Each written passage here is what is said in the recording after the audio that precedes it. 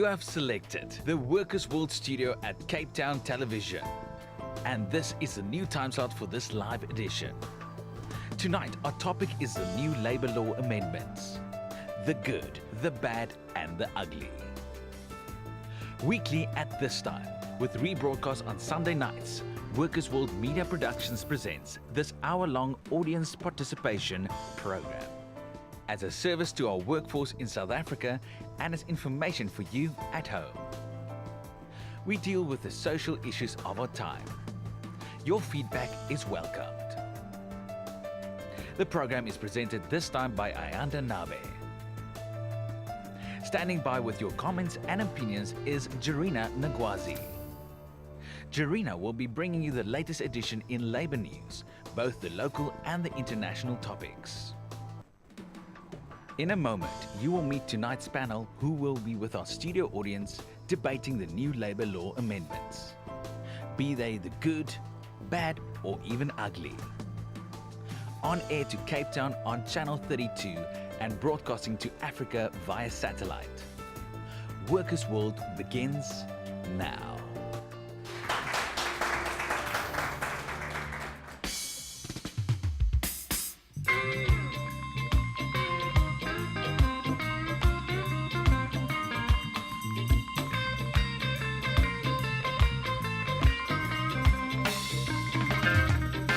From England to Poland, every step across the ocean, the ruling classes them is in a mess. Oh yes, the capitalist system a regress, but the Soviet system now progress.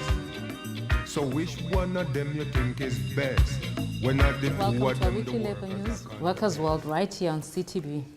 Over the past few years, the National Economic Development and Labour Council, NEDLAC, has been negotiating for a national minimum wage and amendments to our current labour laws.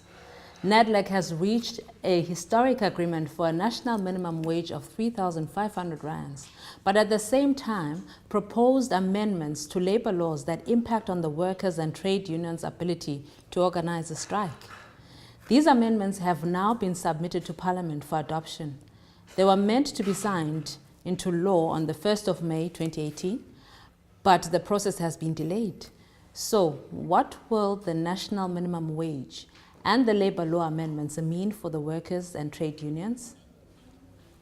Hello, I'm Ayanda, your host for the evening, and this is Thembinkosi Mkalipi, Chief Director, Labour Relations, Department of Labour. Hello and welcome.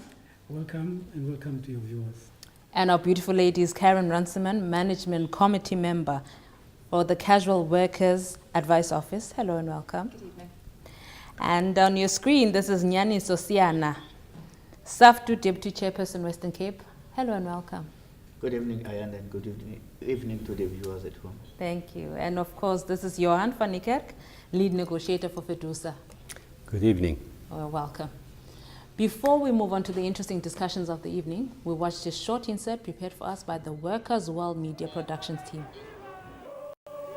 In September 1987, government, under pressure from employers, proposed changes to the Labour Relations Act. It was both an attack on the trade union movement at a political level and an economic level. In terms of the strike action one saw in 1987, it was very clear that employers were pushing the government towards enacting labour law that basically emasculated the trade union movement. Fighting for our rights in this land. We're fighting for democracy. We are fighting for our freedom forever. Our members were fighting for a living wage. They were saying now that we've got a right to organize ourselves. We've got a right to belong to union, and already we have formed unions, we have formed the federation. It is time that we begin to demand what is rightfully ours. And, the bosses, because they were used to this cheap labor system, they were resisting in paying workers what was supposed to be the living wage. And obviously there was the conflict. And there was no way that strike could be avoided.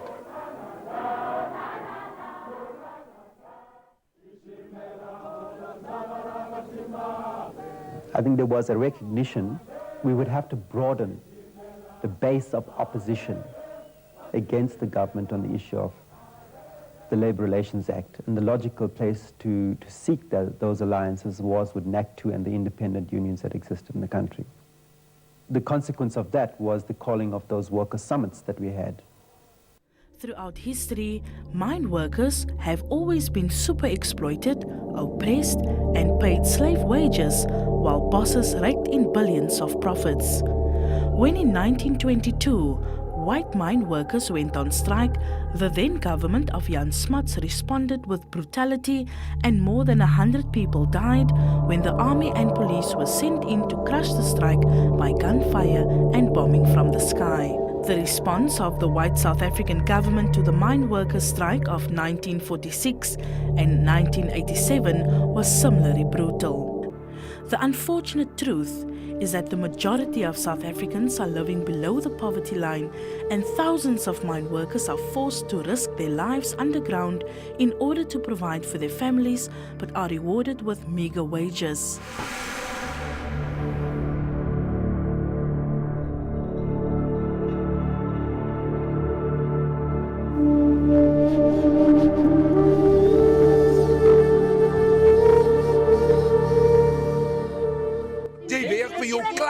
Klaar vir die bietjie geld. Jy werk vir jou klaar. En wat maak hulle? Jy word die hele tyd, jy wat die voorprater is, jy word gekyk en dan maak hulle by jou wat hulle wil. Ja, dit is so.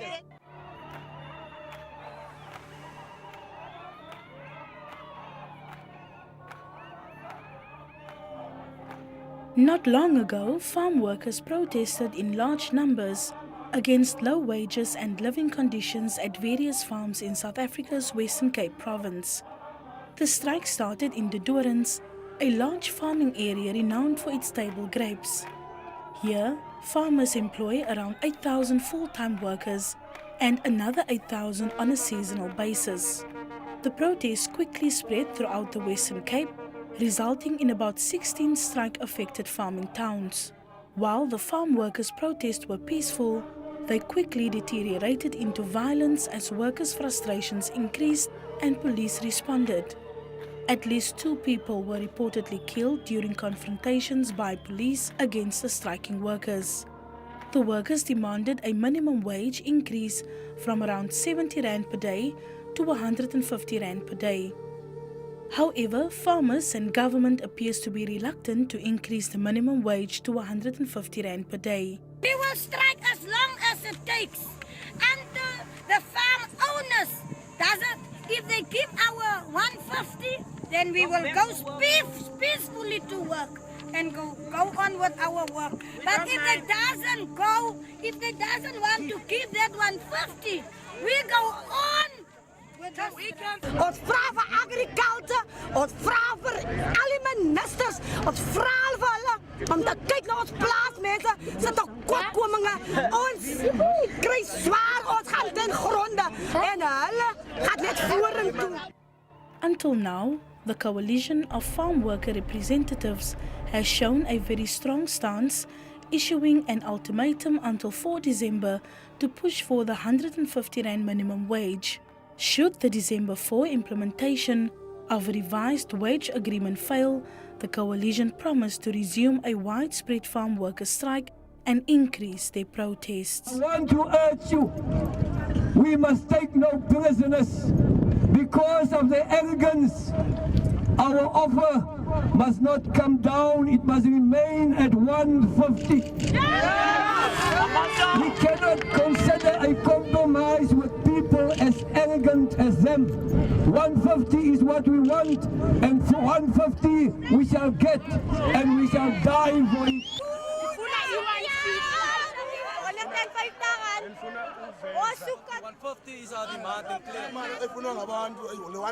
These are the people who are feeding not only South Africa, they are feeding Europe, they're feeding America. En die boere kry ponne, hulle kry euros, hulle kry dollars wanneer hulle betaal word. En die pay wat julle kry is minder as 1 boksie appelsine per dag. Main aim of the national minimum wage is to ensure that you uplift the standard of living of the most marginalized workers. There's about 46% of people working in this country earn below the 20 rand. Therefore, it's going to uplift 46% of workers into a level that they would never have been without the minimum wage. It's not a living wage. We hope that labor and trade unions will still continue fighting for more than the minimum wage. We, from what we're coming from, we think that unions should be using this as a marketing tool for themselves and say to workers, if you want more than the minimum wage, join our organization. Any organization, trade union that give workers the minimum wage is not doing its job. Trade unions must give workers more than the minimum wage. Therefore, the minimum wage is a base, and that's where we've taken the decision, because some of our intervention are to strengthen collective bargaining. At the same time, we say, if you're going to give minimum wage that is far above collective bargaining, then why should workers join unions if they can get what they want through the minimum wage? All the parties agreed in this, labor, business, and us, that when you look at the international practice, the national minimum wage is pegged at the hourly rate. And there's no country in the world that has got a guaranteed hours of work, 40 hours of work guaranteed. You don't guarantee 40 hours of work because employers want flexibility. If you do that, then you're saying to employers, retrench. Is that what you want?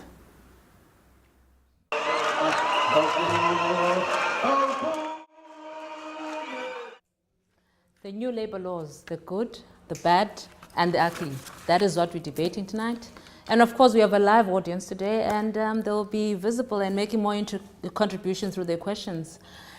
But the first question I'd like to ask you, Johan, is some background on the national minimum wage. I know we've seen a little bit of it. Now, what we want to know, when, how, and why did it even come about? Who proposed this national minimum wage? Yeah, the process started by our ex-president, President Jacob Zuma, which in 2014, during the State of the Nation address, announced that he wanted the social partners to come and deliberate on issues of labor relations as well as wage inequality. The process would then move to NEDLAC, where the social partners gather, and here it is community, labor, business, and of course government. It was a very intense process which lasted 2 years plus, because we signed the final agreement on 17 November 2017, whereafter it's been moved to Parliament now to comply with the parliamentary process to make it law. Well, that's very interesting. It's an interesting history one would never have thought. So the person who called for it is saying, suggested, well, the former president is the one who proposed that we move towards the national minimum wage and all. But I would like to speak to you, Mr. Mkalipi, and can you take us through the changes? We hear that there are some changes that are proposed in the new labor laws. What are these amendments that are being proposed? Well, I mean, as we've already discussed, I mean, the most important one is the introduction of the minimum wage. That will affect all sectors of the economy, and the enforcement and implementation of that national minimum wage. The changes to the BCA are nothing other than putting in proper arrangement to enforce the national minimum wage itself. The LRA, we are making some changes on the LRA. I mean, there's a big discussion in the labor market about the changes that we're making in the LRA. I mean, I think the most important one that many parties outside NEDLAC criticize the changes about is the issue around the strike provision, where we are requiring that basically the law as it stands now defines what a ballot is. I mean, you must remember that our law already has got a ballot provision. It says each union must have within its constitution a provisions for a ballot. Therefore, there's nothing new about that. Now, what has happened over the years is that unions became very creative, and in their constitution they put provision that a ballot in our organization will be done by a show of hands. Now, I'm sure, I mean, the audience and everybody, if you look on the Oxford Dictionary and look the word ballot, that word presupposes secrecy, the word ballot. If you talk about a vote, you can do a vote by show of hands, but a ballot presupposes secrecy. And this is what we're doing. And we proposed at NEDLAC that we've got to define what a ballot is. Therefore, we're not introducing any issue about the ballot. The NUMSA Constitution and any other union constitution has got a provision for a ballot as we speak, without the amendments. The only thing that we're saying if we're going to talk about a ballot, the ballot must be secret. You can never have a ballot that is not secret. And that's the only thing that we're doing. Therefore, this criticism that we're introducing a new provision for a ballot is incorrect, because the provision for ballot is there already in the law. I mean, the other important issue that nobody talks about that we're dealing with is we're making it easy for trade unions and bargaining council to extend their agreements. Presently, for the minister to extend, I mean, if you look at the metal industry, you make an example of the metal industry. The agreement there was reached, I think, early this year, the agreement in terms of percentage. But that agreement has not been published. And the reason it's not been published is because of the issue of representativity of the parties. The law now requires that before the minister extends an agreement, the minister must make sure that both parties are representative. And we say, no, you shouldn't do that. The minister must look on the coverage. If employers employ the majority of employees in the sector, it doesn't matter what the union is. Because if the employers are prepared to negotiate wages with a union that has got 10%, who are we as bureaucrats to say, no, we're not going to extend the agreement? The law should allow that to extend because it's a negotiation. That's the first thing. Very important. The second thing is, we're saying in terms of funds, provident funds, medical aid funds, bargaining council funds, they should not be held to ransom by negotiations. And if there's no agreement in the council, I'll use again the Metal Bargaining Council as an example, where employers have refused to extend the period of operation of the Bargaining Council Fund, Levy Fund, Administration Fund. And we say that should not be the case. Any party should be able to ask the minister to extend the period so that you can keep provident funds and medical aid going, not let them collapse because parties cannot agree. And nobody's talking about those proposals that we're putting on the table that strengthen collective bargaining. And those are the kind of changes that we're making in terms of, and then the issue that we're asking now, the enforcement of the minimum wage. I want to come back to the enforcement. I really want to come back to that. And you've raised quite important points that I really want us to discuss. But now we're going to go on a break. And at home, please don't go anywhere.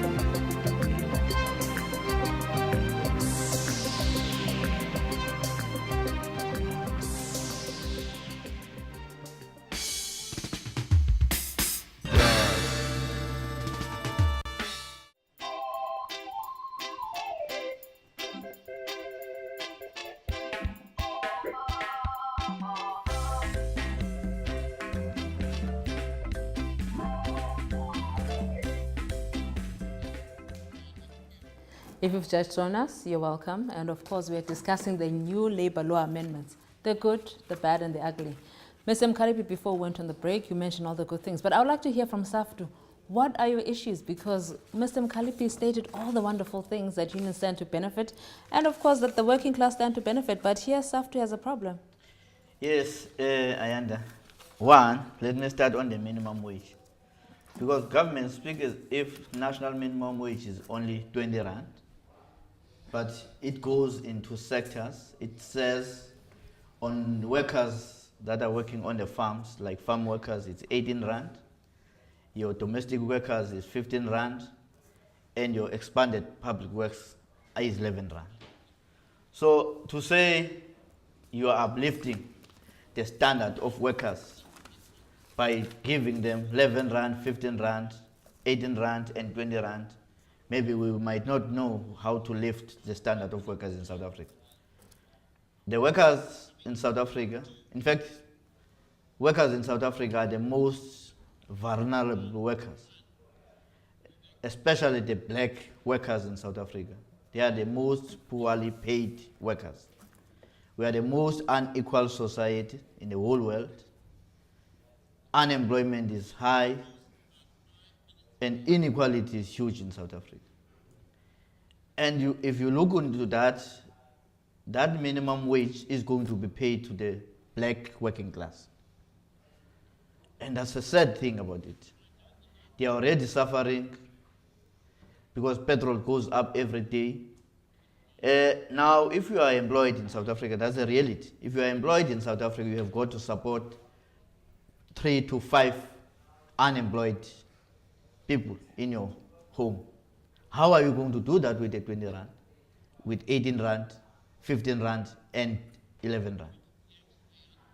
And they ignore the fact that in South Africa, you've got employers who are going home with huge bonuses, salaries, and they don't talk to that. The easy thing is to come and regulate how much should be paid to the workers. On the issue of balloting, no, we understand that. But what we're not agreeing is that now all of a sudden government want to remind us that we must do balloting before we go on strike. And in that, employers must also observe that balloting. You know, I fail to understand that how this government of ours cannot understand that before you go on strike, there are processes as trade union that you follow. You get a mandate from workers, you go and table that mandate, and then you agree that if we reach a deadlock, we're going to go on strike. So the whole democratic process is already taken place to the day where you deadlock with the employers. I agree with you, Mkalipi, that yes, there are some good things, like for an example, that he kept mentioning of metal workers, where he said they need to make sure that you regulate the funding. Yes, it's a good thing. But we didn't reject also everything. We said let's engage on the things that we do not agree to. This is what we then have a problem with. They don't want to engage us on things that we do not agree with. We're not saying we're rejecting everything. We reject things that we think that are problematic to the workers and the working class. Carin? There are untruths in this that I need to explain. Well, come back. Carin seems to agree to some extent that, what you have mentioned, Mr. Mkalipi, is not all truth, or rather not all correct or suitable for the working class as you make it seem. There's obviously a lot of issues that Mr. Mkalipi have raised, particularly around national minimum wage and its enforcement, but I want to speak to two critical issues, one on the secret ballot and secondly on the changes to representativity about the bargaining councils. So it's the position of the Department of Labour, COSATU, FEDUSA and NACTU that the amendment to Section 95 of the LRA, which deals with the ballot provisions, is actually not a change, but a clarification. Mr. Mkalipi says we must look at the Oxford English Dictionary for our definition of ballot. I say let's look at the history and traditions of this country and this labour movement. The ballot was never marking an X in a box. Why are we holding that up as the pinnacle of democracy? We have fought for shop floor democracy in this country, built our labour movement. The reason that Section 95 is the way that it is in 1995, we took away the secret ballot provisions. These were the hallmark of the apartheid labour relations regime. We took them away in 1995. It was one of the biggest gains of the labour movement. Now, in 2018, we're talking about bringing them back. NUMSA has characterised this as likening it to Margaret Thatcher's impositions on the trade union movement in the UK.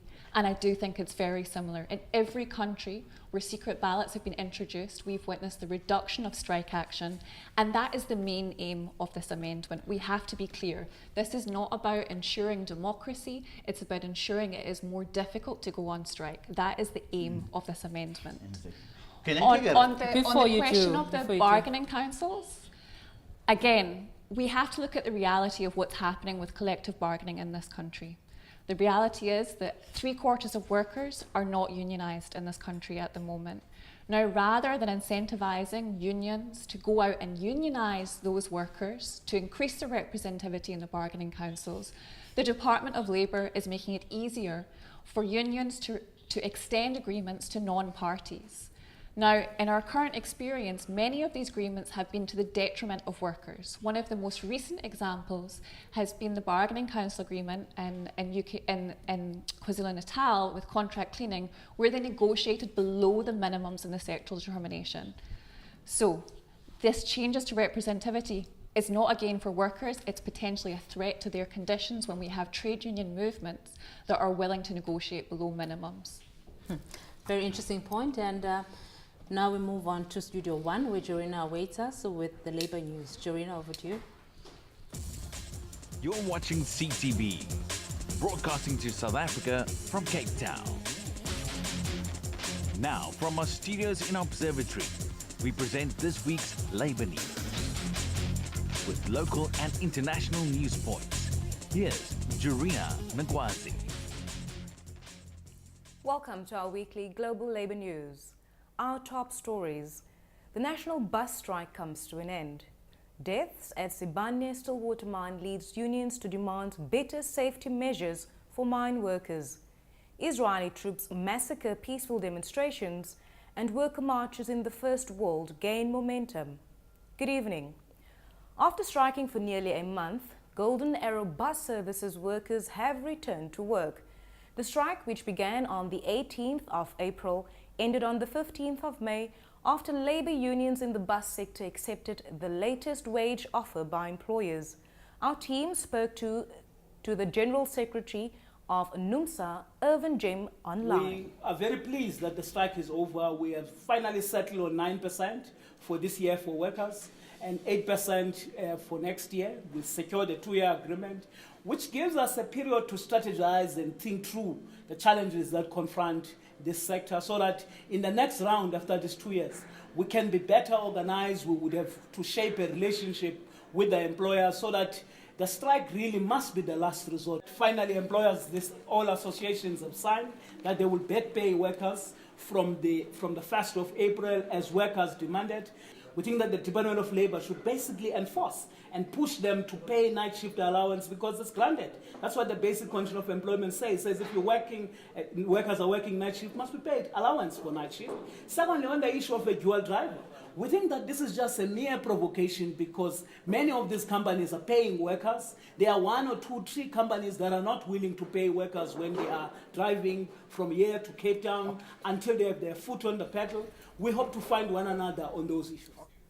Meanwhile, the Congress of South African Trade Unions, COSATU, and the National Union of Mine Workers, NUM, demonstrated outside the Chamber of Mines in Johannesburg to demand better safety precautions for miners.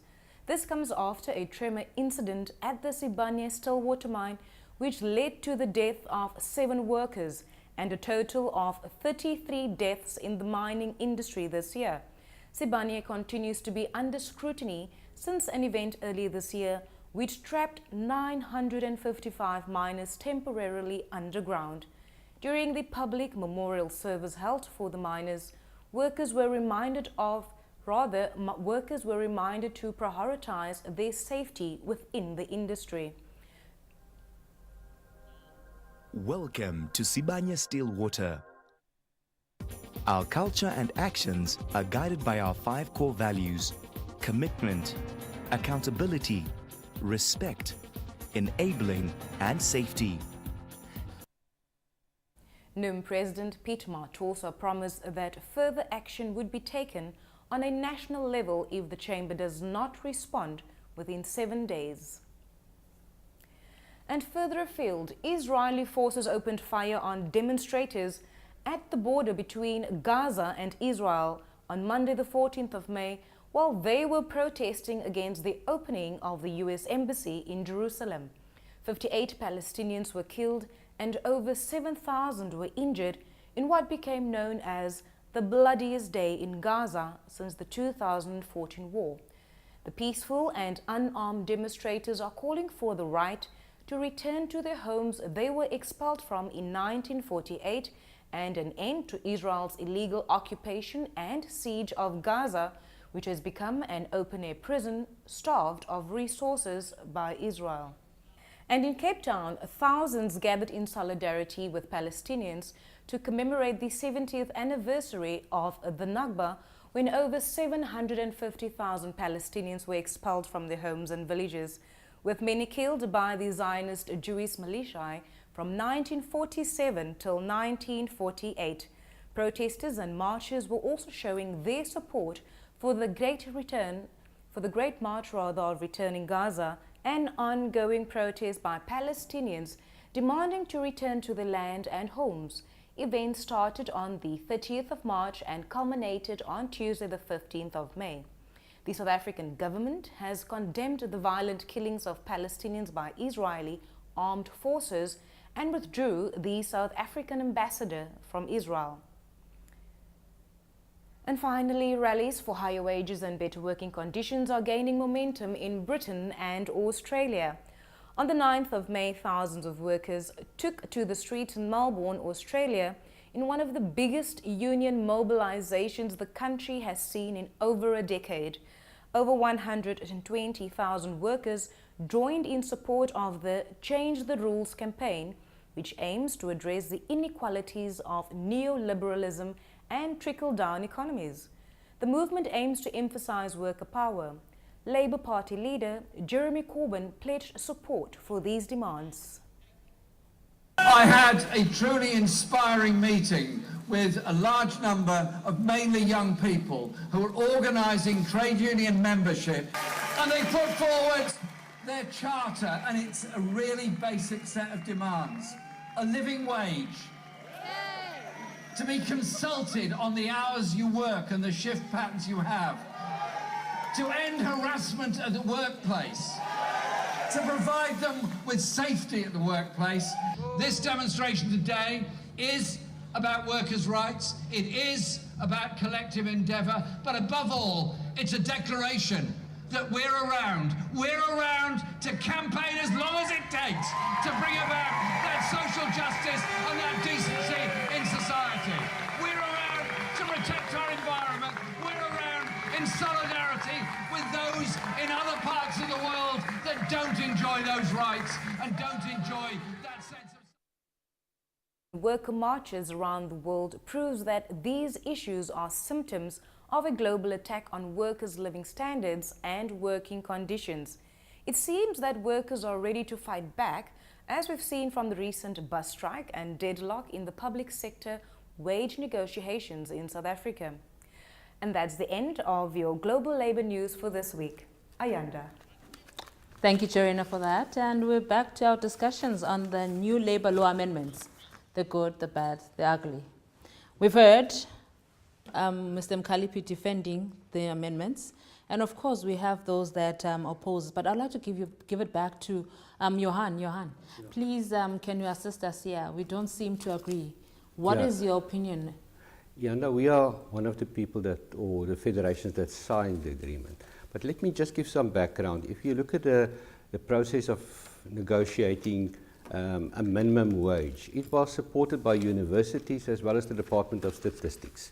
For example, Labour started off with their first demand being 5,400 Rand. That's what we want for every employee, very close to a living wage. The statistics we received back was an indication that if we introduce that, the possibility that we might lose 2 million jobs in South Africa is a reality. And of course, looking after the best interest of employees, and that is our mandate, we could not do that. So we reconsidered, we went back to our mandate givers and say, we need to reconsider this because we cannot make a certain group of you rich or give you a better salary and another group of you might lose your job. That cannot happen. So we went down to 4,500. Eventually a panel of experts were appointed. Those people included people of the International Labour Organization.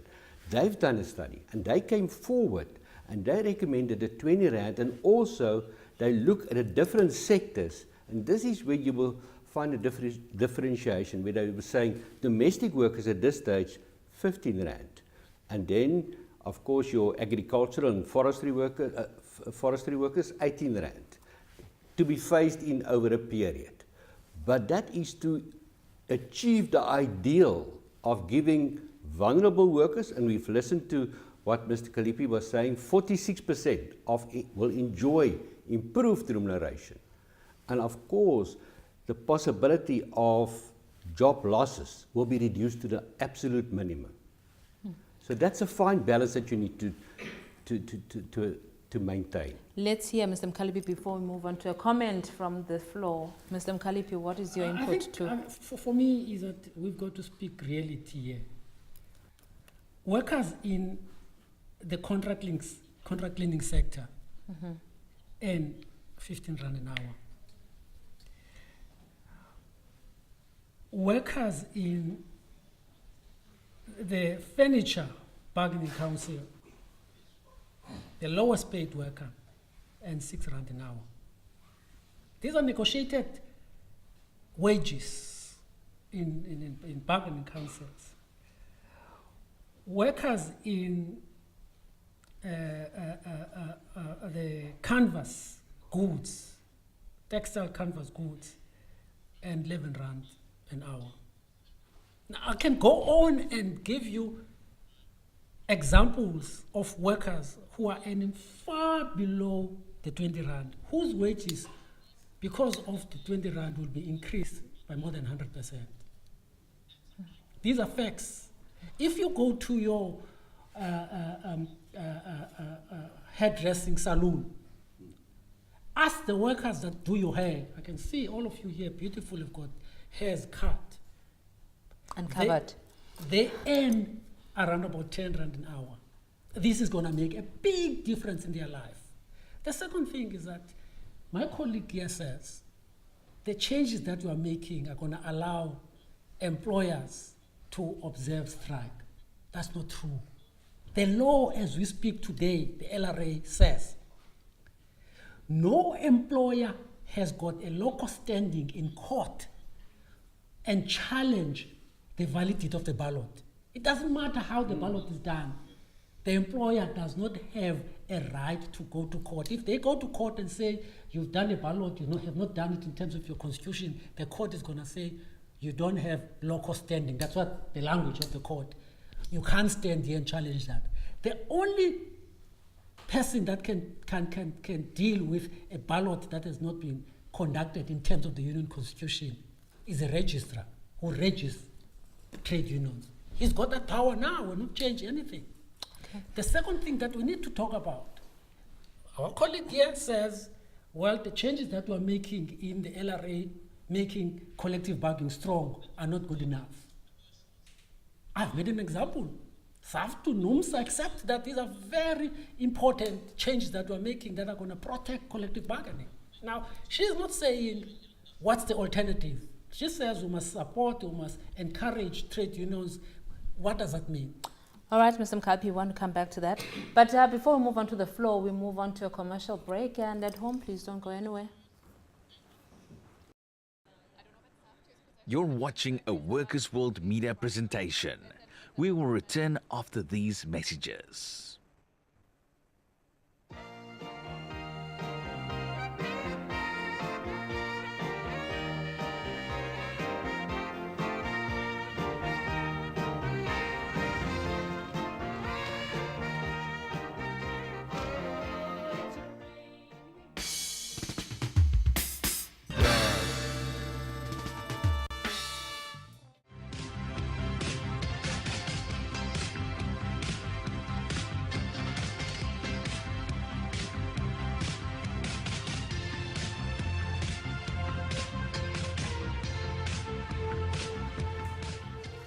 And if you've just joined us, you're welcome. But before we move on to the next part of our program, which will be going to floor, I want to introduce Matthew Parks.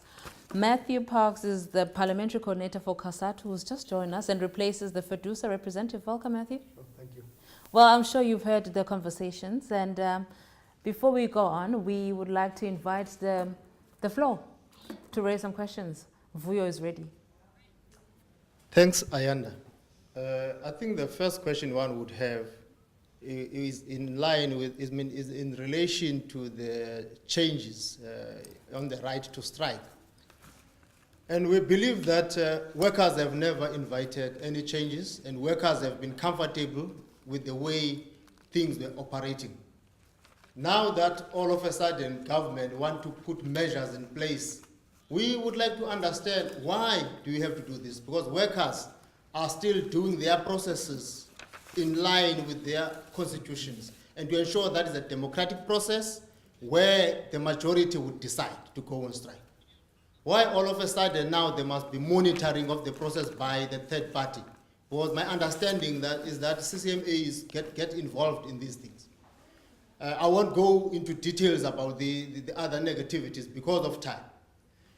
The other part, which is the thorn for workers in this country, is the national minimum wage. We hear what Mr. Mkalipi is putting in place and to indicate areas where workers are more vulnerable. And for us, we think government must focus in creating jobs in this country. You can't have a country that has got rising unemployment in the manner it is. You have more than 50% of the citizens that are living in poverty. You have got more than 36% of unemployed. Then there's something wrong in this country. You can't have a #1 country in the world of inequalities. That's the point that's another point that I want to make.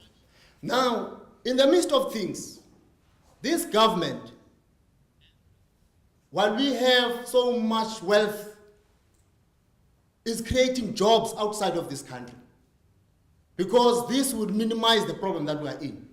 You dig your mineral resources, you send them outside of this country instead of creating jobs. And those jobs are the good paying jobs that are created somewhere outside of this country. And for us to be fighting about 20 rand per hour and less, this could be minimized by creating good paying jobs. And I must say that individuals that are working from the black and African communities are feeding close to 10 families, if not more. How will this happen with this? Because for us, we want for a living wage. And we understand you're saying unions must continue to fight for living wage. But we think a responsible government should make means to ensure that jobs are created. Yeah, you are worried about squeezing those employers, but if jobs are created from where you are creating jobs outside this country, then we think the problem can be at least be minimized. Vuyo, one of the questions that you raise is the fact that you are talking to the national minimum wage. I think perhaps we should let Matthew jump into that before you give it over to Mr. Mkalipi. Okay. Look, the minimum wage has been a struggle for COSATU for decades. It's been a struggle for workers since time immemorial. The Freedom Charter in 1955 said there should be a minimum wage. It's a huge victory to achieve it. I think the fact that currently 6.4 million workers, 46% of the workforce, earn less than 20 rand an hour shows how important it is. And these are the most vulnerable workers, the most difficult workers to organize. So it's going to push the living standards up, it's going to give them money in the pocket. That's going to help stimulate local economic spending and growth. So it's a step in the door. It's not a living wage. A living wage is very different. And I don't know of a single country in the world which has a law for a living wage. So Mkalipi is right. Have minimum wage as a foot in the door. It's a platform for then workers to campaign for a living wage, a social wage, national health insurance, and so on. And it's a huge achievement. We should really look at this in a positive light. It's going to help 6.4 million workers. And even there have been victories, because in the beginning, business wanted to have a minimum wage of 11 rand an hour. The fact that we managed to push it up to 20 rand an hour, again, is a victory. The fact that farm workers and domestic workers within 2 years, according to the law and the agreement, will catch up to it. It's a huge victory. So it's very nice for us to earn more than 20 rand an hour to say, this is too little. But for those farm workers who a few years ago earning 6 rand an hour, again, this is a massive victory. And we should really not presume to be some kind of condescending people who say, this is nothing. Because for those people, it's an extra loaf of bread, extra food, extra electricity for their families. You say it's a very big victory, but in terms of monetary Mr. Mkalipi, I know that's one of the initial points that you raised earlier. Monitor enforcement and implementation and enforcement rather. Are we ready as a country to ensure that there's enforcement? I think we are ready. The changes that we've made in the law are such that we think enforcement and the compliance is going to be a higher level. One, workers themselves can go to the CCMA. If they're not happy with inspectors, they can approach the CCMA to enforce national minimum wage. Presently, they can't do that. You force presently only to go to the Department of Labor. If for whatever reason the Department of Labor is not coming to the party in your area, you can go to the CCMA. And CCMA has been beefed up to accommodate such cases. That's what you're saying. The second issue, I will come to that. All right. The second issue is that trade unions now have got a right also to, part of workers to go directly to the CCMA if they don't want to come to the inspectors. Thirdly, we've streamlined the enforcement in the CCMA itself in terms of the changes. Now, the CCMA is the only institution that has given an increase in their budget this financial year. With the struggles that we're having with our budget in the country, fiscals is not at what it is. We're not making as much money as we should make. And you know that SARS has not met its target, but we've been able to increase CCMA's budget. Precisely to cater for this, we'll be increasing it as we go forward. And the issue of jobs, the colleague is correct. We all have to make sure that in this country we create jobs. And that's why the president announced a job summit. We hope that NOMSA are going to come to the party and play their part in ensure that we create jobs. It's not government does not create jobs in any country. Well, this conversation is becoming heated. We need to take a break. We'll come back for more discussions. At home, please don't go anywhere.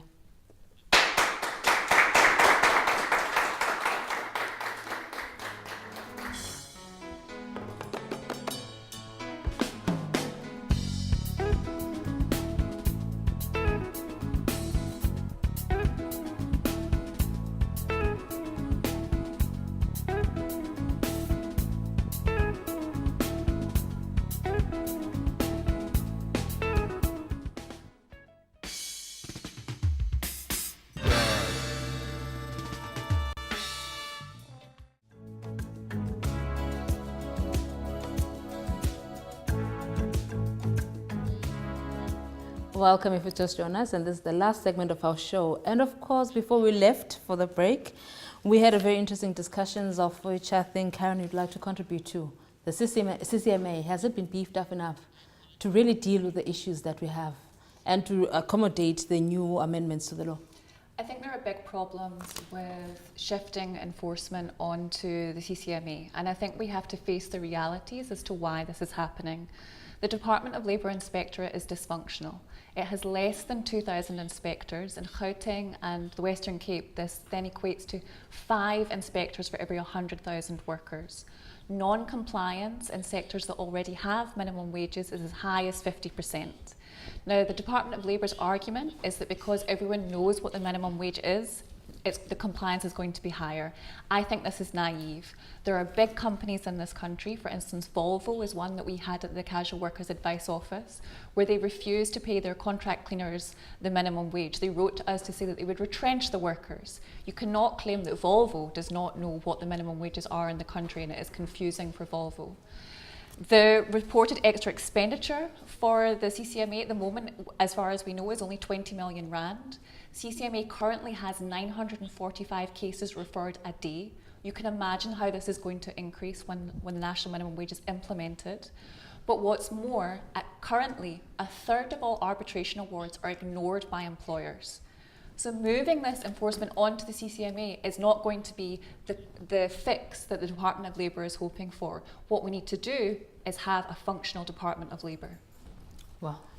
Yeah, one of the things that I want to deal with is this notion that this national minimum wage is going to empower or uplift the workers from poverty.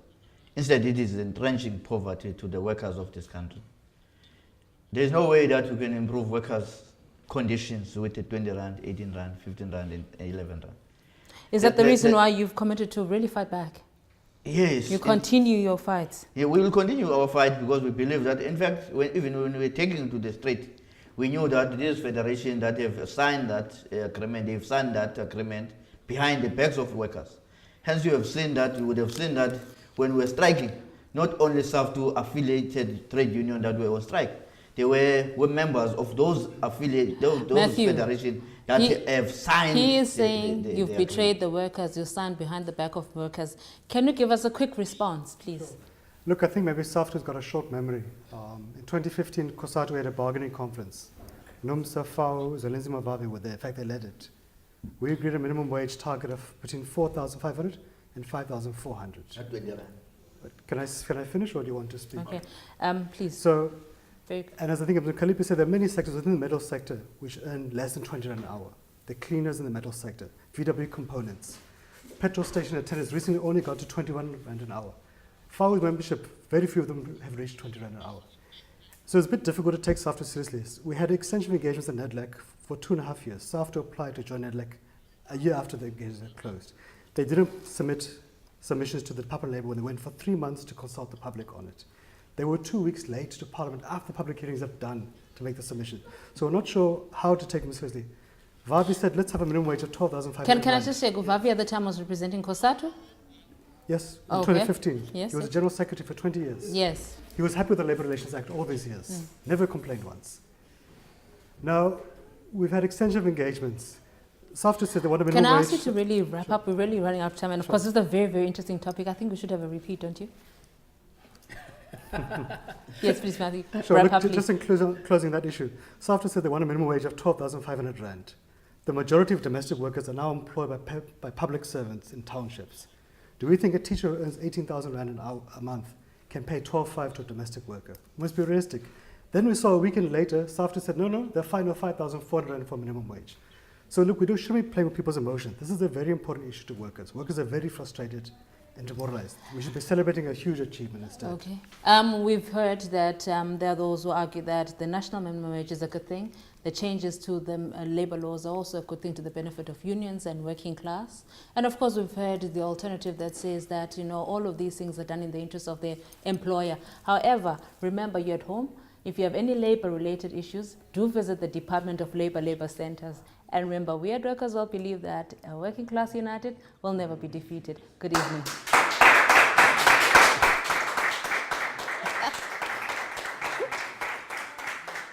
Time flew.